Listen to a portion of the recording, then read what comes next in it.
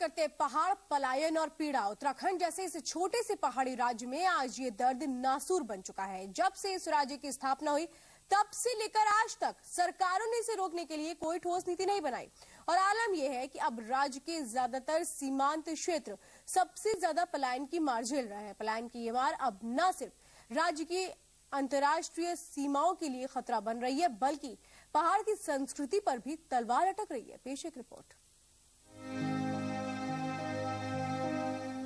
पहाड़ों पर पलायन किसी नासूर से कम नहीं। पलायन का दंश झेल रहे पहाड़ के लोग आज अपने आप को ठगा सा महसूस कर रहे हैं, क्योंकि आज भी उत्तराखंड के कई सीमांत गांव तक विकास की रोशनी नहीं पहुंच पाई है। आज भी पहाड़ के इन दूरस्थ इलाकों में बुनियादी संसाधनों की कमी बनी हुई है। जानकारों के मुताबिक पूरे प्रदेश में गांवों की आबादी 60% तक रह गई है। जानकार इसकी सबसे बड़ी वजह मान रहे हैं कि ग्रामीण इलाकों के विकास पर नीति निर्धारकों की नजरें नहीं पड़ रही। मुख्य बात है वो ग्रामीण इलाकों का विकास नहीं हो रहा है, जिसकी वजह से पलायन बहुत तेजी से बढ़ा है।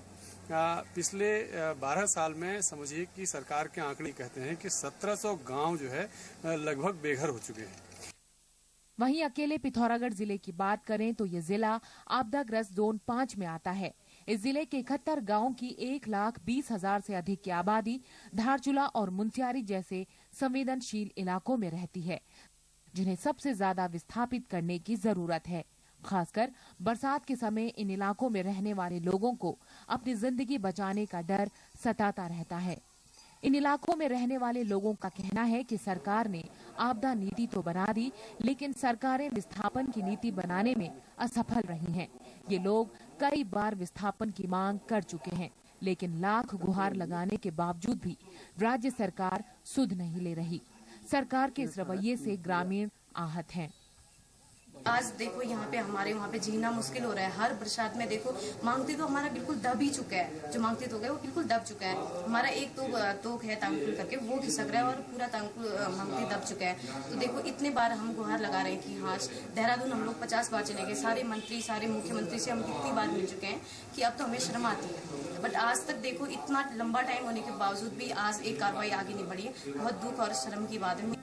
सीमांत इलाकों से पलायन इस राज्य के लिए जितना गंभीर और संवेदनशील मुद्दा बना हुआ है, उतना ही गंभीर है पहाड़ की संस्कृति और परंपराओं को बचाना।